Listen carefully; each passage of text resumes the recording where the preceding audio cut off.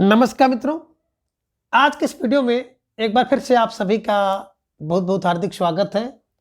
हम आशा करते हैं कि आप सभी स्वस्थ होंगे, मस्त होंगे और पूरी तरह से अपनी तैयारी में व्यस्त होंगे। तो मित्रों, आज के इस वीडियो में हम हिंदी साहित्य के अंतर्गत आदिकाल और आदिकाल के अंतर्गत कुछ महत्वपूर्ण और संभावित प्रश्नों को व्याख्यात्मक तरीके से हल करेंगे और उसके साथ ही इन्हें ट्रिक की सहायता से याद करने का भी प्रयास करेंगे। तो हम आशा करते हैं कि वीडियो आप सबके लिए बहुत ही महत्वपूर्ण होने वाला है, इसलिए इस वीडियो को आप लोग अंत तक जरूर देखें। चैनल पर नए हैं तो चैनल को सब्सक्राइब कर लें। उसके साथ अगर आपको थोड़ा सा भी उचित लगे तो इस वीडियो को अपने जो परिचित लोग हैं उनके पास भी शेयर करें। और इसके पूर्व की वीडियो में हम लोगों ने कुल 300 प्रश्नों को देखा था, तो आज के इस वीडियो में उसके आगे के प्रश्नों को हम लोग जानेंगे। तो जैसे कि स्क्रीन पर आप देख पा रहे हैं, आप प्रश्न संख्या 301 कि आदिकाल में किस प्रकार का साहित्य लिखा जा रहा था। ये जनजीवन से हटकर राजाओं की वीरता का अतिरंजित वर्णन, बी कृष्ण भक्त पर आधारित काव्य, सी निर्गुण की उपासना, डी उपयुक्त में से किसी प्रकार का नहीं।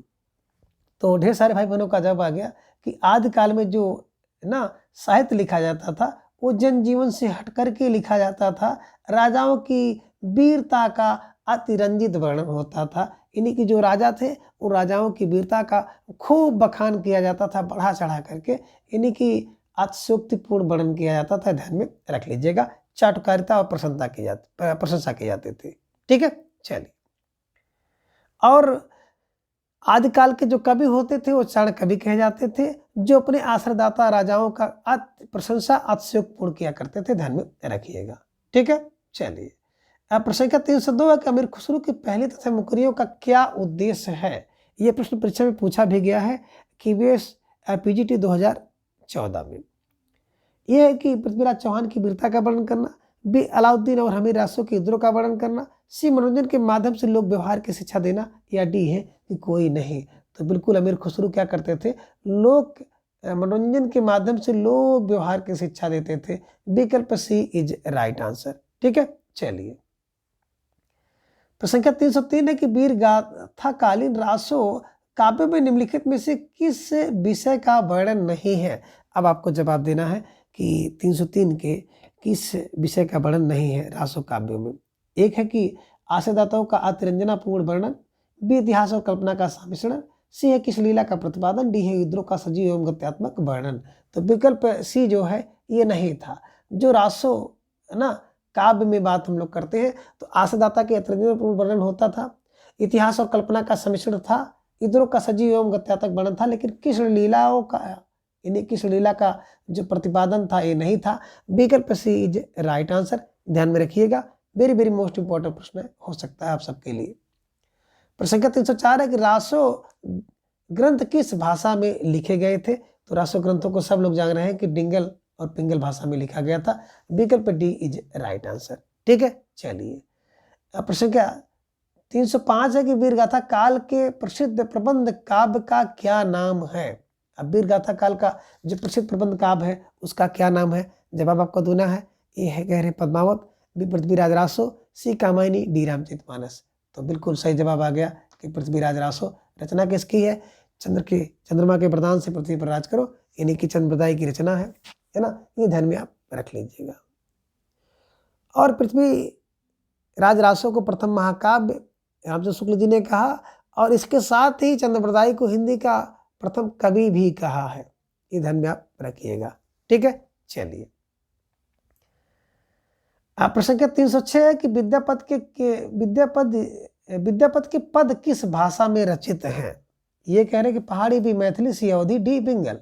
तो पदावली मैथिली में लिखा गया है, और इन्हीं की पदावली के कारण जो है इन्हें मैथिल कोकिल भी कहा जाता है। ध्यान में रखिएगा, जिसमें राधा और कृष्ण का बड़ा सुंदर वर्णन इन्होंने किया है। तो पदावली कीर्तिलता कीर्तिलता पताका की जो भाषा अवहट्ट भाषा है, ध्यान में रख लीजिएगा, और पदावली की भाषा मैथिली है। प्रश्न संख्या 307 है कौन सी रचना शंभु की नहीं है।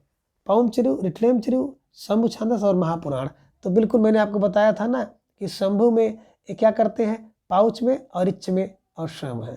तो शंभु छांदस शंभु की रचना है, पाउच में माने पौमचरु, रिच में रिठलेमचरु, महापुराण देखो तो उस पर भैया पुष्प चढ़ा दो पुष्पपाल पुष्पतंत्र जी की रचना है, यही विकल्प डी नहीं था। प्रश्न संख्या 308 है कि अपभ्रंश से प्रभावित हिंदी रचना कौन सी है? ए भारतेश्वर बावली रास, बी चंद्रबड़ा रास, सी नेमिनाथ रास, डी बसंत विलास। तो अब आपको जवाब देना है 308 का, और आपका जवाब भी आ गया कि सर विकल्प ए को लॉक किया जाए। भारतेश्वर बावली रास जो है ना, ये अपभ्रंश प्रभावित हिंदी की रचना है। ठीक है, चलिए प्रश्न संख्या 309 है कि 11वीं शताब्दी में रचित लोक भाषा काव्य है। ये कह रहे हैं कि जयमंग जयचंद्रिका, बी उक्त व्यक्ति प्रकरण, सी राउल वेल है, डी है कि ढोला मारूरा दोहा। अब 309 के हिसाब से आपको जवाब देना है। प्यारा सा प्रश्न आपके स्क्रीन पर है और ढेर सारे भाई बहनों का जवाब आ गया। सर विकल्प डी को लॉक किया जाए। विकल्प डी ढोला मारूरा दोहा है ना, ये 11वीं शताब्दी की लोक भाषा की रचना है। बात हम लोग करते हैं तो बिल्कुल ध्यान में रख लीजिएगा, जिसमें कछवाहा राजवंश के राजा नल का पुत्र ढोला और मारवाड़ी नामक राजकुमारी के प्रेम कथा का वर्णन है। ये ध्यान में आप रखिएगा। कवि कल्लोल की रचना है, जिसमें कुशल राय ने भी कुछ बाद में चौपाइयाँ इसमें जोड़ी है। ठीक है, चलिए प्रश्न संख्या 310 है कि गोरखनाथ के गुरु का नाम बताइए। ये मसेंद्रनाथ, बी गोपीचंद, सी चौरंगीनाथ, डी है चुड़करनाथ। तो चुड़करनाथ, और आपका जवाब बड़े सुंदर तरीके से आ गया। अक्सर विकल्प को लॉक किया जाए। Matsyendranath is right answer. Gorakh के गुरु मत्स्येंद्रनाथ। ठीक है, चलिए प्रश्न संख्या 311 है कि अपभ्रंश शब्द का सबसे पहले उल्लेख किसने किया? ये पाणिनि, बी नागार्जुन, सी पतंजलि, डी सरहपा। तो 311 का जवाब आपको देना है और ढेर सारे भाई बहनों का जवाब भी आ गया कि अपभ्रंश का पहले प्रयोग जो है पतंजलि ने किया है। ध्यान में रखिएगा, है ना। तो अपभ्रंश शब्द का सबसे पहला उल्लेख इनमें से पतंजलि ने किया है। ध्यान में रखिएगा अगर ये विकल्प आपके सामने आए तो। ठीक है, चलिए प्रश्न संख्या 312 है कि सिद्धों का प्रथम कवि है सरहपा, कढ़पा, गुंडरीपा या शेरपा। तो सिद्धों का जो प्रथम कवि, सबसे पुराने कवि कौन है? वो है सरहपा। ध्यान में रखिएगा। इन्हें हिंदी का प्रथम कवि राहुल शंकरतायन जी ने कहा है, भी ध्यान में रखिएगा। प्रश्न संख्या 313 है कि उक्त व्यक्ति प्रकरण यह ग्रंथ है। कह रहे कि महाकाव्य, बी गद्य काव्य, सी छंद, डी व्याकरण। तो बिल्कुल उक्त व्यक्ति प्रकरण जो है ना, ये बड़ा दमदार होता है। और इतना दमदार है, और दमदार है कि मतलब व्याकरण है, इसीलिए दमदार है। व्याकरण ग्रंथ है कि इसको बार बार पढ़ो। 1212 ईस्वी में, है ना। दमदार फार दामोदर शर्मा जी की, पंडित दामोदर शर्मा जी की कृति है। ध्यान में रखिएगा, 1212 में लिखी गई है। एक व्याकरण ग्रंथ है। ठीक है, चलिए प्रश्न संख्या 314 है कि प्रकृति पैंगलम के रचयिता हैं। अब प्रकृति पैंगलम का रचयिता कौन है? ए हेमचंद, बी शंभु, सी बंशीधर, डी विद्यापति। तो प्रकृति पैंगलम सब कोई जानते हैं कि इसकी टीका बंशीधर ने की है, और प्रकृति पैंगलम के रचयिता बंशीधर है, जिसकी टीका लक्ष्मीधर ने की है। ध्यान में आप रख लीजिएगा। ठीक है, चलिए किसकी रचना है? बंशीधर की है, लक्ष्मीधर ने इसकी टीका की है। प्रश्न संख्या 315 है कि गुरु गोरखनाथ को हिंदी के किस विशेष रूप का कवि स्वीकार किया जाता है? 315 का जवाब निर्गुण भक्त कवि, पुरानी हिंदी के कवि, प्रकृत काल के कवि, या बौद्ध तांत्रिक सिद्ध कवि। तो जवाब आपका आ गया। अक्सर विकल्प को लॉक किया जाए। पुरानी हिंदी के कवि इज राइट आंसर। अब प्रश्न संख्या 316 है कि विद्यापति की भक्त श्रृंगार परक पदावली अनूठी संपत्ति है ना। ये कह रहे हैं कि हिंदी साहित्य के संक्रमण काल की, बी है कि हिंदी साहित्य के मध्यकाल की, सी है कि हिंदी साहित्य के उत्तर मध्यकाल की, डी हिंदी साहित्य के आदिकाल की। तो 316 का जवाब आप सबको देना है। प्यारा सा प्रश्न आपके स्क्रीन पर है और आप सबका जवाब आ गया। अक्सर विकल्प डी को लॉक किया जाए। हिंदी साहित्य के आदिकाल की, है ना। जो विद्यापति के भक्त श्रृंगार परक पदावली है ना, वो आदिकाल की है। ठीक है, चलिए प्रश्न संख्या 317 है कि आल खंड का वास्तविक स्रोत क्या है? कुमार रासो, विजयपाल रासो, परमाल रासो या फिर पृथ्वीराज रासो?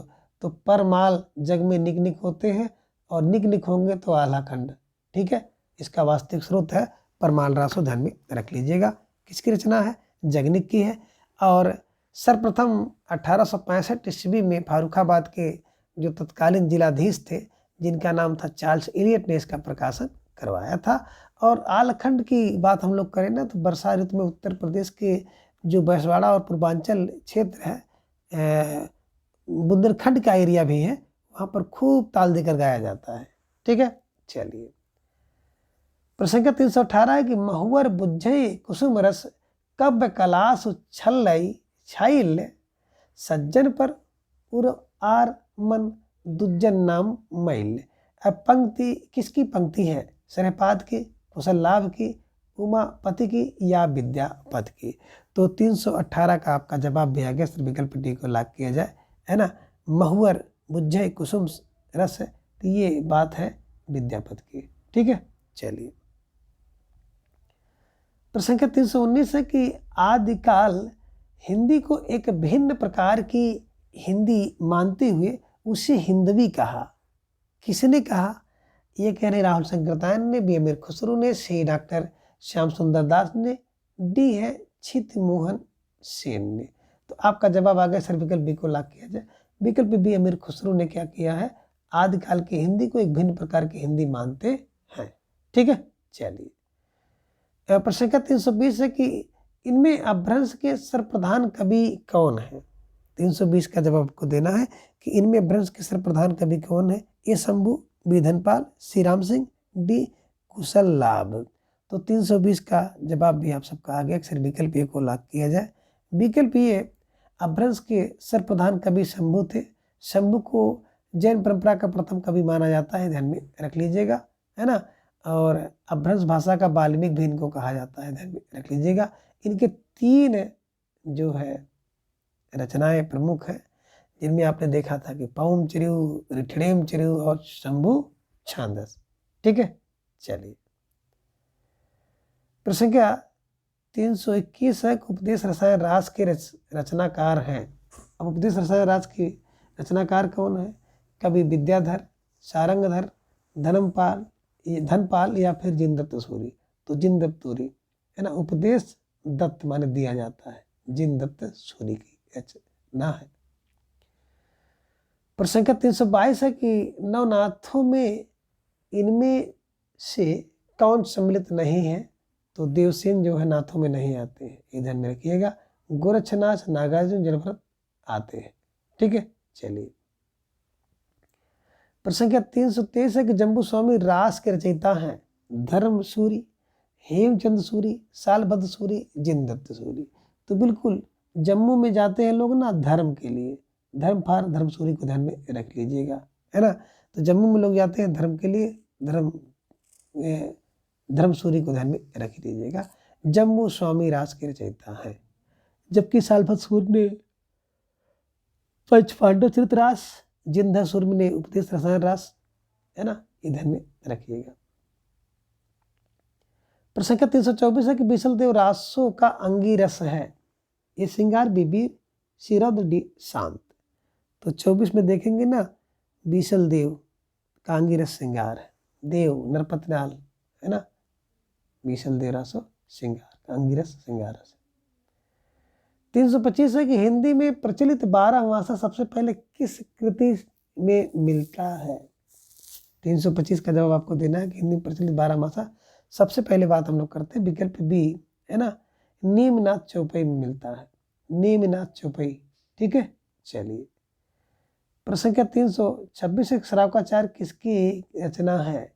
ए देवसेन, बी बरुचि, सी लक्ष्मीधर, डी शिरोधर। तो श्रावकाचार्य जो रचना है ना, वो देवसेन की रचना है, ध्यान में रख लीजिएगा। ठीक है, चलिए। जिसमें 250 दोहा में श्रावक धर्म का प्रतिपादन किया गया है। प्रसंग 327 से गोरख बानी ग्रंथ के संपादक हैं गोरखनाथ, पीताम्बर व्रतवाल, रामचंद्र शुक्ल या डी रामदेव त्रिपाठी? तो गोरख बानी के संपादक है पीताम्बर व्रतवाल, बानी व्रतवाल। ठीक है, चलिए।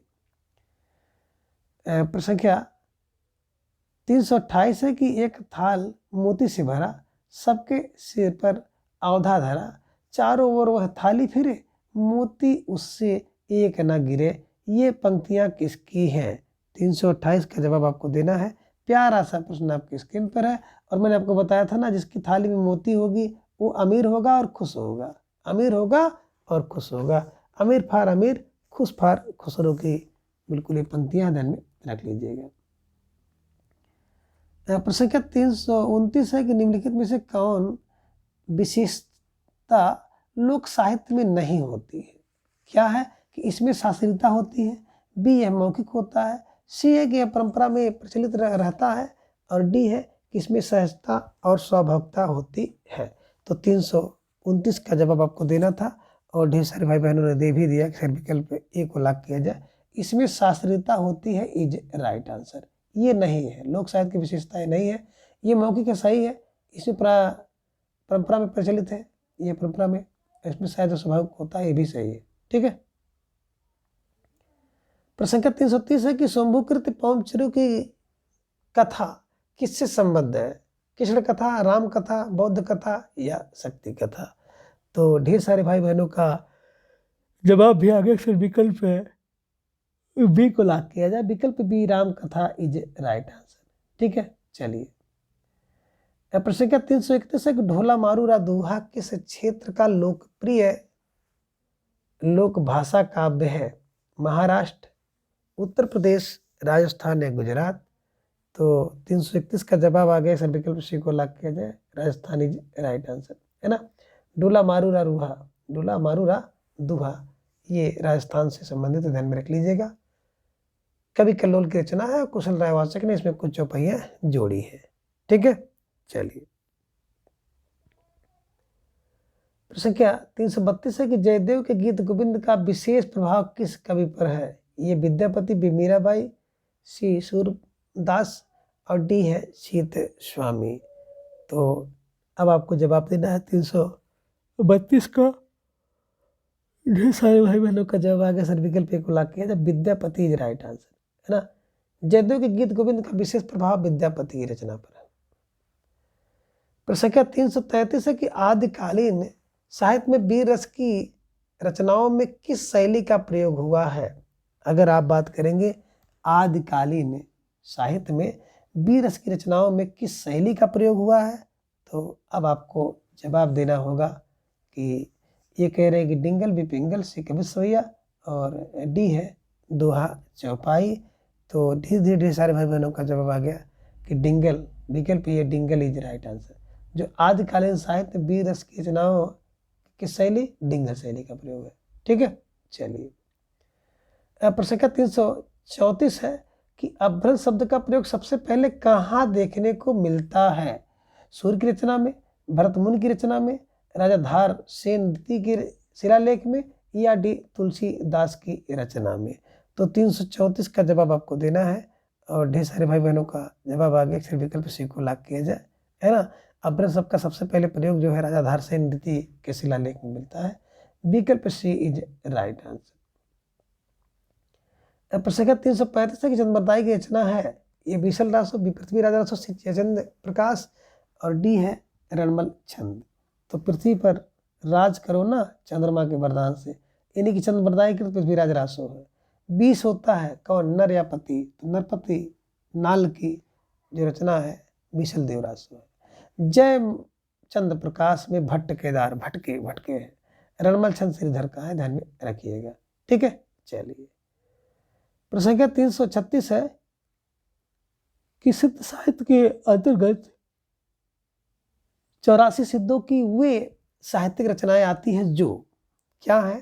प्राकृत में लिखी गई है, बी है कि पैशाची अपभ्रंश में लिखी गई है, सी है पूर्ववर्ती अपभ्रंश में लिखी गई है, डी है तत्कालीन लोक भाषा में लिखी गई है। तो इसके हिसाब से आपको जवाब देना है, और धीरे धीरे ढेर सारे भाई बहनों का जवाब भी आ गया, फिर विकल्प डी को लॉक किया जाए। विकल्प डी तत्कालीन लोक भाषा, है ना, हिंदी में लिखी है, ध्यान में सॉरी मित्रों। प्रश्न संख्या 337 है कि घोर अघारे चंद्रमणि जिम उज्जो करेई परम महासुह यह करे दूरई अशेष हरे। उपयुक्त दोहे में महासुह का संबंध किस किससे है? ये कह रहे महासुख, महासुख का तो स्वरूप है। महासुख वज्रानियों का परिभाषिक शब्द है। सी है कि प्रजा और योग से महासुख की दशा संभव है, और डी है कि महासुख निर्वाण प्राप्ति में बाधक है। तो इसके हिसाब से अगर आप देखेंगे तो प्रश्न संख्या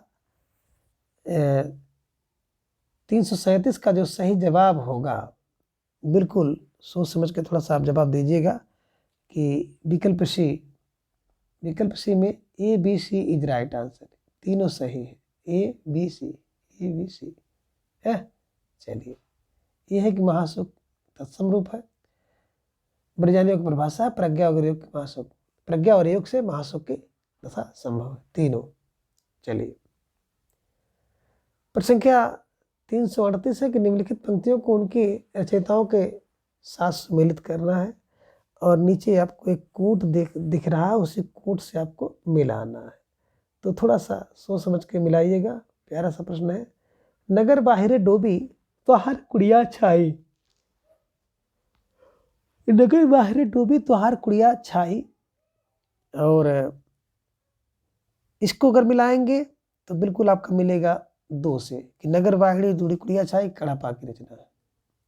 कावा त्रुआ पंचमिया लोईपा है ना। कड़ुआ बोल न बोलस नारी नरपत नाल की, नारी नरपत नाल, मुरा जीवना भयो गुलाल तो खुश हो जाइए, खुसरू की है, अमीर खुसरू की है ना। 1 का 2, 2 का 1, और फिर सी का 3, और डी का सी का 4, डी का 3 है ना। ये बिल्कुल अगर आप देखेंगे तो इसके हिसाब से जो विकल्प ये है ये सही है। 1 का 2, बी का 1, सी का 4, डी का 3, विकल्प इज राइट आंसर। प्रश्न संख्या 339 है कि पृथ्वीराज रासो किस काल और रचनाकार की रचना है? तो एक तरफ तो आपको काल बताना, दूसरी तरफ रचनाकार कौन है। तो इसमें देखेंगे तो पृथ्वीराज रासो आदि काल की रचना है, और पृथ्वीराज रासो किसकी है? चंद्रबरदाई की है। तो यानी कि बी और ए ये विकल्प सही होगा। जिन भाई बहनों ने विकल्प बी का चुनाव किया था तो बिल्कुल सही जवाब बेहसून तैयारी आप सबके यहाँ पर दिख रहे, निश्चित रूप से आपसे बधाई के पात्र है। प्रश्न संख्या 340 सिद्ध कवि सरपा की रचना का नाम है? प्रकृत पैंगलम, पवनचरिव, दोहा कोश, या फिर विकल्प डी संदेश रासक। सही जवाब आया विकल्प सी, दोहा कोश को लॉक किया जाए। सरपा की रचना है दोहा कोश इज राइट आंसर। प्रश्न संख्या 341 है कि मैथिल कोकिल के नाम से कौन सा कवि जानता है? ये जाना जाता है। ये विद्यापति, बी अमीर खुसरो, सी मलिक मुजाहिर, डी भूषण। तो विद्यापति को मैथिल कोकिल के नाम से जाना जाता है, इधर में आप रख लीजिएगा।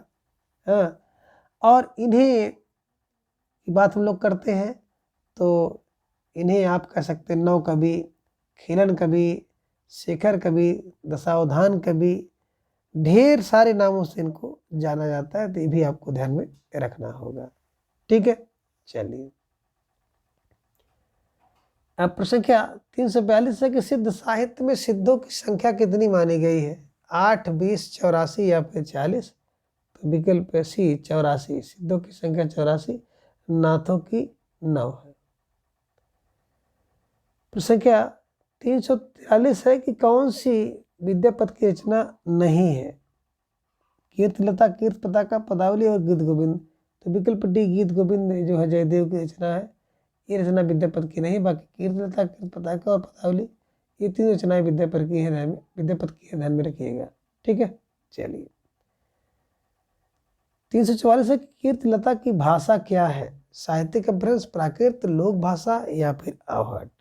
तो 344 का विकल्प भी आ गया कि जो कीर्तिलता और कीर्त पताका है इनकी 2 रचनाएं आहट भाषा में। विकल्प डी आहट इज राइट आंसर। और प्रश्न संख्या 345 है कि आदिकाल और भक्ति काल के बीच एक स्वर्णिम कड़ी किसे कहा गया है? कह रहे कि आदिकाल और भक्ति काल के बीच में एक स्वर्णिम कड़ी किसे कहा गया है? ये कह रहे कि जयदेव भी विद्यापति सी जायसी डी जगनिक। तो बिल्कुल आदिकाल और भक्ति काल के बीच स्वर्णिम कड़ी विद्या है। विद्या पर विद्यापति को ध्यान में रख लीजिएगा, है ना। आदिकाल और भक्ति काल के बीच की स्वर्णिम कड़ी विद्यापति है, तो विद्यापति को ध्यान में रखिएगा, स्टार लगाकर इन्हें अपने नोटबुक में दर्ज कर लीजिएगा।